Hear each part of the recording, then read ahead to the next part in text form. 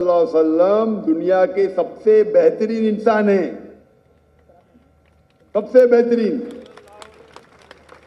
انہیں علم غیب اتنا ہی تھا جتنا اللہ تعالیٰ نے کہا۔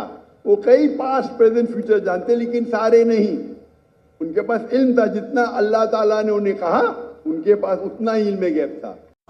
اللہ تبارک تعالیٰ فرماتا ہے وَقُلْ جَاءَ الْحَقُّ وَزَهَقَ الْبَاطِلُ إِنَّ الْبَاطِلَ كَانَ زَهُوقًا، یعنی اور کہو حق آیا اور باطل مٹ گیا، بے شک باطل کو مٹنا ہی تھا۔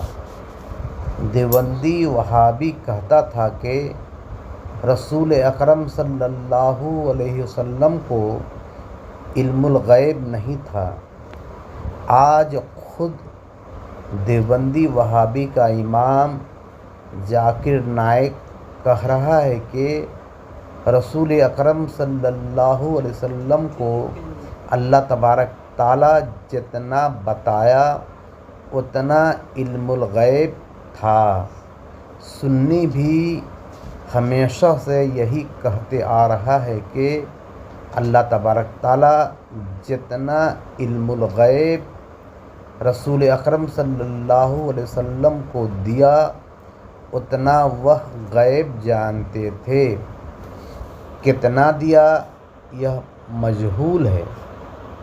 دیوبندی وہابی کہتا ہے کہ قطعی علم الغیب نہیں ہوتا ہے، اور خود اس کا امام ذاکر نائک قطعی علم کو علم الغیب کہہ رہا ہے۔